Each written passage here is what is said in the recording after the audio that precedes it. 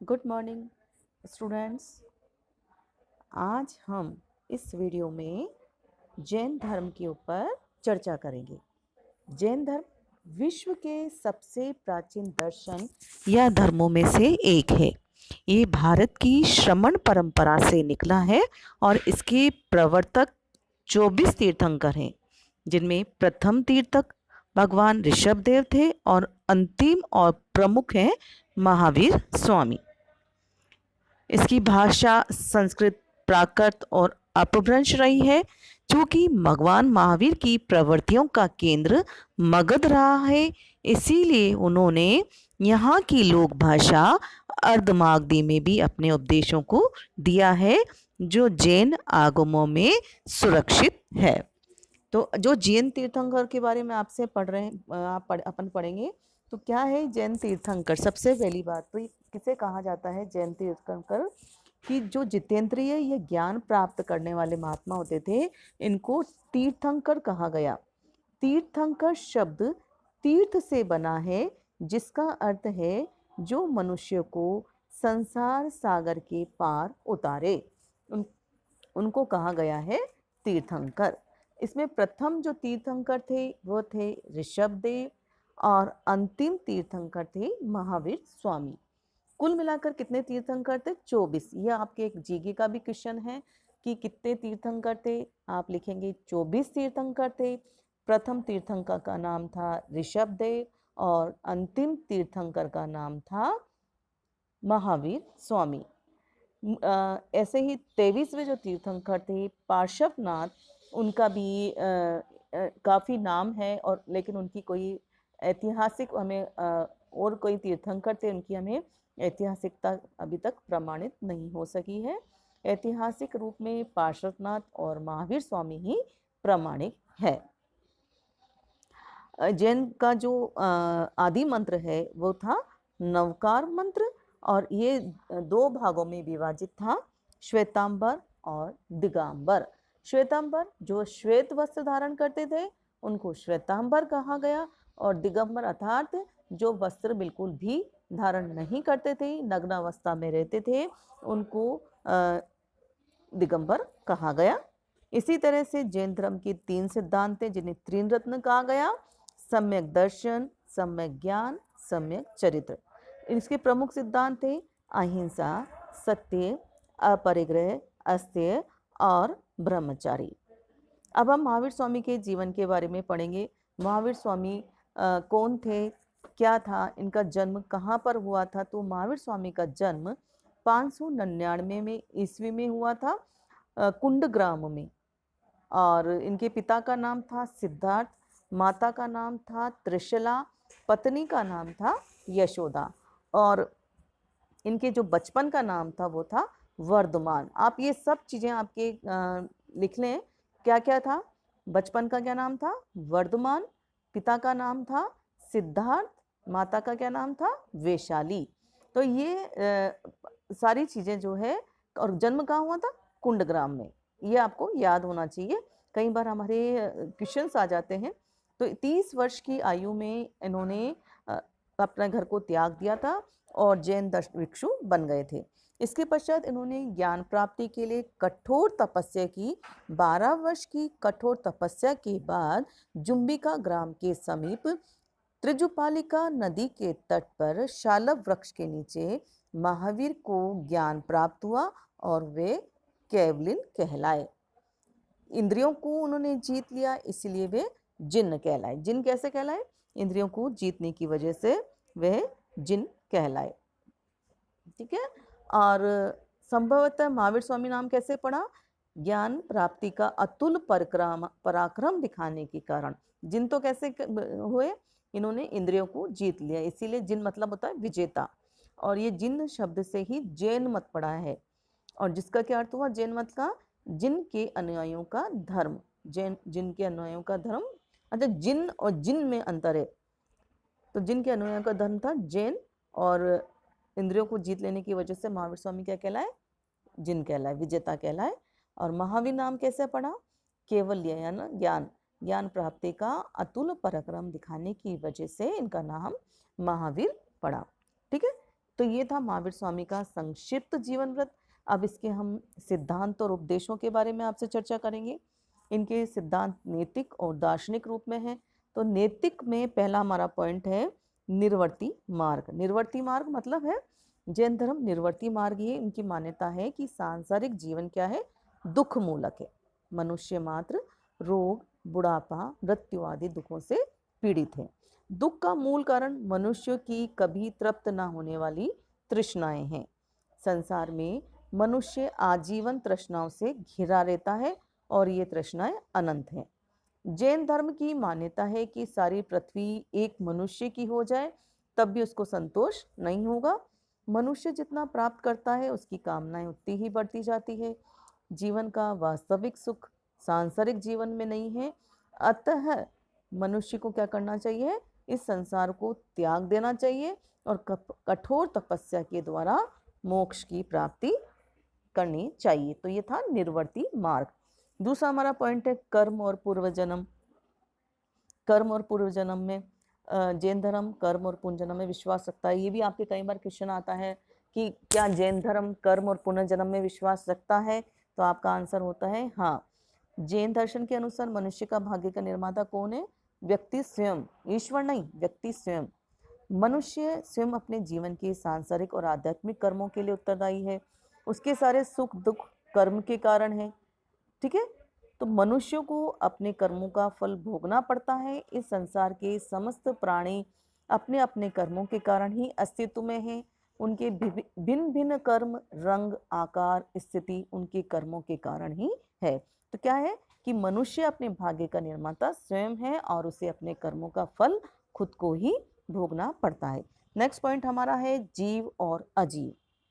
जैन दर्शन क्या कहता है, संपूर्ण जगत दो द्रव्यों में विभाजित है। कौन कौन से हैं दो द्रव, जीव और अजीव। जीव क्या है, चेतन, और अजीव क्या है, अचेतन। जैन धर्म के अनुसार जीव का स्वरूप चैतन्य है जो अपने शुद्ध रूप में नित्य, सर्वव्यापक, अमूर्त और स्वयं प्रकाशित है, और ये क्या करता है, दूसरों को भी प्रकाशित करता है। जीव वे हैं जो जन्म मरण के बंधन से मुक्त है, और मुक्त जीव वे हैं जो जन्म मरण के बंधन से मुक्त हो गए हैं। तो इस तरह से ये जीव और अजीव, अजीव अचेतन और अविनाशी तत्व है। अजीव तत्व के 5 भेद है, धर्म, अधर्म, आकाश, पुद्गल और काल। ये समस्त तत्व जीवन और चेतना से शून्य है। जैन धर्म में 7 तत्वों की चर्चा की गई है। बंधन, पहला पॉइंट है इसमें बंधन, आसव, सरवर, निर्जरा, मोक्ष, इन तत्वों की चर्चा की गई है। तो पहला पॉइंट हमारा है बंधन। तो जीव चेतन तत्व है और अपनी विशुद्ध रूप में ये ज्ञान और दर्शन है, किंतु क्या है, शरीर धारण करने से वह बंधन में पड़ गया। बंधन का अर्थ क्या है, जन्म ग्रहण करना, शरीर धारण करना। तो जीव का शरीर से संयोग क्या है, बंधन है, और बंधन क्या है, मानसिक प्रवृत्तियों के कारण होता है, अर्थात कर्म ही बंधन का मूल कारण है। तो जीव और कर्मों के कारण मनुष्य शरीर धारण करता है। पूर्व जन्म की कर्मों के प्रभाव के कारण वासना उत्पन्न होती है, वासनाएं तृप्त होना चाहती है, और इसीलिए क्या होता है, मनुष्य कर्म के लिए प्रवृत्त होता है। तो कर्म फल के सिद्धांत के अनुसार इस जन्म में संचित कर्म फल को भोगने के लिए मनुष्य को बार बार जन्म लेना पड़ता है, और इस प्रकार वह बंधन में पड़ जाता है। तो ये पॉइंट हमारा था बंधन। दूसरा है आसक्त, सत्य के अज्ञान और राग द्वेष, माया, मोह, रति आदि दूषित मानसिक मनोवेगों के कारण कर्म पुद्गलों मतलब तो अणुओं का प्रभाव जीव की ओर हो जाता है। तो कर्म पुद्गलों के जीव की ओर होने वाले इस प्रभाव को ही आश्रव कहा जाता है। संवर और निर्जरा, संवर और निर्जरा, जीव को कर्म से मुक्त करने के लिए जैन दर्शन साधना की 2 प्रक्रियाएं बताता है। कौन कौन सी, संवर और निर्जरा। वर्तमान जीवन में कर्म फलों के संचय को रोकना क्या है, संवर कहलाता है। सम्यक ज्ञान और आत्म संयम से राग द्वेष, मोह, माया आदि मानसिक दुष्प्रवृत्तियों को निरोध करके कर्मों का जीव की ओर प्रवाह रोकना ही सर्वर है। और मोक्ष के लिए पूर्व जन्म के कर्म फलों का नाश भी आवश्यक है। अतः पूर्व जन्म के संचित कर्म फल जो पहले से ही जीव के साथ चिपके हुए हैं, उनकी नाश की प्रक्रिया को कहा जाता है निर्जरा। और ये निर्जरा की प्रक्रिया कठोर तप के द्वारा ही संभव है ना। इसमें हमारा 7 तत्वों में है एक लास्ट मोक्ष। मानव जीवन का अंतिम लक्ष्य क्या है? मोक्ष। तो मोक्ष में जीव का कर्म पुद्गल से पूर्णतः संबंध विच्छेद होता है। जीव कर्म बंधन के कारण ही क्या होता है? इस शरीर से बंधा रहता है। तो आप देखें, जिस प्रकार बादल आच्छादित हो जाने से मतलब छा जाएंगे तो सूर्य का प्रकाश दिखाई नहीं देगा, तो उसी प्रकार जो हमारे कर्म है या भौतिक मन है, वो पूरा आवरण जीव के ऊपर हो जाता है, तो हमें वास्तविकता का ज्ञान नहीं होता। तो इससे जब हम मुक्त हो जाते हैं, इस भौतिक तत्व से मुक्त हो जाते हैं, तो जीव क्या हो जाता है? शुद्ध हो जाता है और आत्मा का परमात्मा से साक्षात्कार हो जाता है। तो ये था आपका मोक्ष। अब हम त्रिरत्न के बारे में आपसे चर्चा करेंगे। त्रिरत्न कौन कौन से हैं? सम्यक ज्ञान, सम्यक दर्शन और सम्यक चरित्र। सम्यक दर्शन जैन शास्त्रों और दर्शन में निहित ज्ञान के प्रति संशय रहित श्रद्धा या आस्था ही सम्यक दर्शन है। सम्यक ज्ञान, सम्यक दर्शन में जैन धर्म और दर्शन के सिद्धांतों के सारांश मात्र का ज्ञान होता है, किंतु सम्यक ज्ञान में जीव और अजीव के मूल तत्वों को संपूर्ण ज्ञान होता है। ये ज्ञान असंदिग्ध और दोष रहित होता है। सम्यक ज्ञान के मार्ग में कर्म बाधक है, अतः कर्मों के नाश से ही सम्यक ज्ञान संभव है। सम्यक चरित्र, जिस ज्ञान को पूर्णतः जाना जा चुका है और जिसके प्रति श्रद्धा है, उस ज्ञान को जीवन में लागू करने की प्रक्रिया सम्यक चरित्र है। सम्यक चरित्र का तात्पर्य है सदाचार पूर्ण आचरण, तीर्थंकरों द्वारा दिखाए गए मार्ग पर चलना। इसमें मनुष्य द्वारा क्या करना होता है? मनुष्य को अपनी इंद्रियों पर, अपने मन पर, अपने वचनों पर नियंत्रण रखना होता है। तो सम्यक चरित्र जैन धर्म का महत्वपूर्ण अंग है, क्योंकि इसके पालन से ही जीव कर्म फलों से मुक्त होकर मोक्ष को प्राप्त करता थे। तो ये है हमारा सम्यक चरित्र। अब ये आपने तीनों रत्न पढ़ लिए। इसके बाद हम पंच महाव्रत, इस पे भी आपके बाद कई बार क्वेश्चन आता है। क्वेश्चन तो आपके त्रिरत्नों पर भी आता है, कई बार इसका क्वेश्चन बन जाता है पंच महाव्रत। तो पंच महाव्रत कौन कौन से हैं? अहिंसा, सत्य, असत्य, अपरिग्रह, ब्रह्मचर्य। तो अहिंसा क्या है? अहिंसा परमो धर्म। यह जैन धर्म का प्रमुख सिद्धांत है। जैन धर्म क्या कहता है कि मनुष्य, पशु पक्षी, वनस्पति, कीड़े मकोड़े, यहाँ तक कि मिट्टी के कण कण में आत्मा का निवास है। इसीलिए इसका अर्थ है अहिंसा का प्राणी मात्र के प्रति दया भाव। किंतु जैन धर्म क्या कहता है कि अहिंसा कर्म की सीमा तक ही सीमित नहीं है। महावीर स्वामी कहते हैं कि व्यक्ति को मन, वचन और कर्म से भी अहिंसा का पालन करना चाहिए। दूसरा हमारा सत्य। सत्य का अर्थ है मिथ्या वचन का, मिथ्या मतलब गलत या बड़ा चढ़ा के बोलना, उन वचनों का परित्याग। जैन धर्म का आदेश है कि मनुष्य को सदैव ही, आप समझें और इसको अपने जीवन में भी उतारें, जैन धर्म का आदेश है मनुष्य सदैव सत्य और मधुर वाणी का प्रयोग करे। अस्त्य, अस्त्य मतलब होता है चोरी ना करना। क्या है इसका मीनिंग जैन धर्म में? बिना दिए या बिना किसी की अनुमति के यदि आप वस्तु ग्रहण कर रहे हैं तो वो है चोरी। तो ऐसी वस्तु को आपको ग्रहण नहीं करना चाहिए। अतः धन की चोरी करना क्या है? हिंसा के समान है। अपरिग्रह, अपरिग्रह मतलब वस्तुओं का ग्रहण न करना या इकट्ठा ना करना, या विषय जो विषय होती है ना, विषय उसमें उसका त्याग करना। धन धान्य है, वस्त्र है या किसी भी वस्तु का संग्रह ना करना अपरिग्रह कहलाता है। संग्रह की प्रवृत्ति से क्या होता है कि जो सांसारिक वस्तु है उस पर हमारी आसक्ति उत्पन्न होती है। तो मोक्ष प्राप्ति के लिए आवश्यक है कि हम इस सांसारिक वस्तुओं के प्रति आसक्ति नहीं रखें। 5th पॉइंट हमारा है ब्रह्मचर्य। ब्रह्मचर्य का मतलब है वासनाओं का परित्याग। हमने जब 23वें तीर्थंकर के बारे में पढ़ा था, पार्श्वनाथ, तब उन्होंने 4 महाव्रतों का निर्देश दिया था, जो हमने अभी पढ़े, अहिंसा, सत्य, अस्त्य, अपरिग्रह, ये 4। लेकिन ब्रह्मचर्य महावीर स्वामी द्वारा जोड़ा गया था। महावीर स्वामी ने 5वां महाव्रत जोड़कर कहा है कि ब्रह्मचर्य में इंद्रिय सुख ही नहीं बल्कि मानसिक, सूक्ष्म, स्थूल, लौकिक, पारलौकिक सभी प्रकार की वासनाओं का परित्याग करना चाहिए। तो इस जैन धर्म में क्या है कि मोक्ष प्राप्ति के लिए ब्रह्मचर्य का पालन करना आवश्यक है। तो ये थे हमारे सारे जैन धर्म के सारे नैतिक सिद्धांत। अब हमारे जैन धर्म के हैं दार्शनिक सिद्धांत। दार्शनिक सिद्धांत, इसमें पहला पॉइंट है स्याद्वाद या अनेकादवाद। स्याद्वाद किसका क्या है? हो सकता है, शायद, नहीं भी हो सकता है, शायद। तो मतलब जो व्यक्ति है या अनेक व्यक्ति है, सबके देखने का दृष्टिकोण अलग अलग होता है, भिन्न भिन्न होता है। किसी वस्तु के बारे में सभी के कथन अलग अलग होते हैं। सत्य के भी अनेक पहलू हैं और परिस्थिति के अनुसार प्रत्येक व्यक्ति उस सत्य का अलग अलग अर्थ निकालता है। तो जैन दर्शन के अनुसार तत्व का स्वरूप जटिल है और अनेक अनंत पक्षों का ज्ञान तो मोक्ष की अवस्था में ही संभव है। साधारण व्यक्ति उसके कुछ पक्षों का ही ज्ञान प्राप्त कर सकता है, सब पक्षों का नहीं। तत्व के संबंध में प्रत्येक मत अंशतः सही हो सकते हैं किंतु पूर्णतः भी नहीं।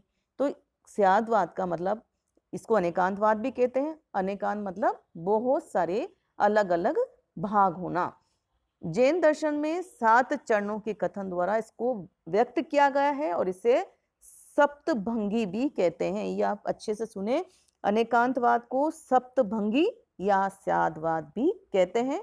सप्तभंगी कैसे? शायद वह है, शायद वह नहीं है, शायद वह है भी और नहीं भी, शायद वह नहीं कहा जा सकता, शायद वह है किंतु कहा नहीं जा सकता, शायद वह है नहीं है और कहा भी नहीं जा सकता, और 7वां शायद है वह नहीं है और कहा भी नहीं जा सकता। तो इस प्रकार ये अनेकांतवाद है। आत्मा में विश्वास, जैन धर्मावलंबी आत्मा के अस्तित्व को स्वीकार करते हैं, उसे अजर अमर मानते हैं। ये आपके क्वेश्चन है कि जैन धर्मावलंबी का आत्मा पे क्या विश्वास है, तो आप कहेंगे कि आत्मा के अस्तित्व को स्वीकार करते हैं और उसे अजर अमर मानते हैं।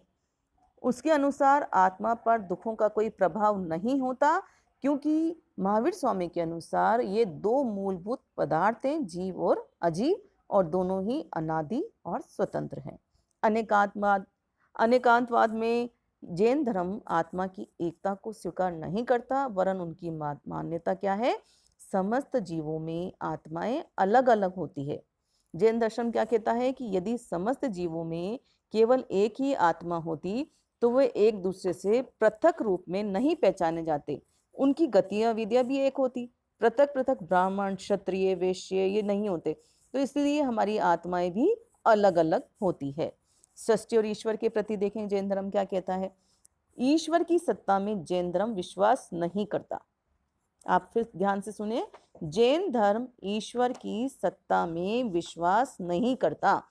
महावीर स्वामी सृष्टि की नित्यता में विश्वास करते थे और मानते थे कि सृष्टि अथवा विश्व का संचालन करने के लिए ईश्वर जैसी अलौकिक शक्ति की आवश्यकता नहीं है।